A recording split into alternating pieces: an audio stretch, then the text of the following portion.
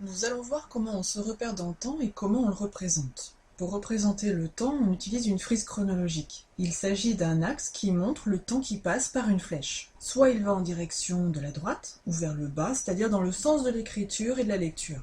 Les événements les plus anciens figurent donc à gauche ou en haut, et les éléments les plus récents vers la droite ou en bas.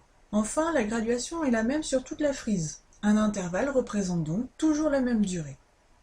Le temps est découpé en périodes. La plus grande est une ère. En Europe, à partir du IVe siècle, mais surtout à partir du 8e siècle, les chrétiens choisissent de commencer cette ère à la naissance supposée de Jésus. On sait maintenant qu'il y a une erreur d'année, mais cela n'a pas eu d'influence sur le début de cette ère. Comme c'est l'ère la plus fréquemment utilisée aujourd'hui, on la désigne aussi sous le nom d'ère commune, mais elle n'est pas la seule ère qui soit utilisée dans le monde.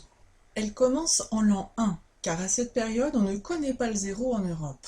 Les dates sont indiquées à partir de cet événement. Elles sont dites après Jésus-Christ à partir de l'an 1 jusqu'à aujourd'hui. Avant l'an 1, elles sont dites avant Jésus-Christ et sont indiquées à rebours, ou elles sont indiquées en nombre négatif.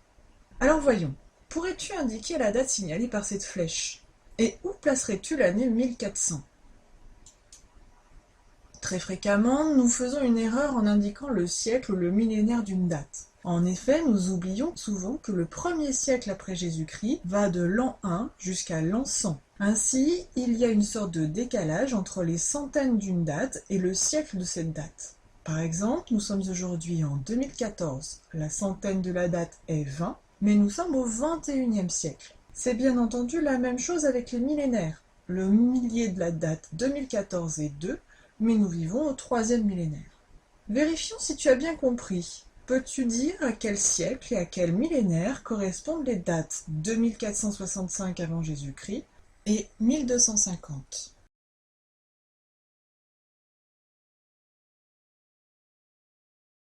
Created using Powtoon.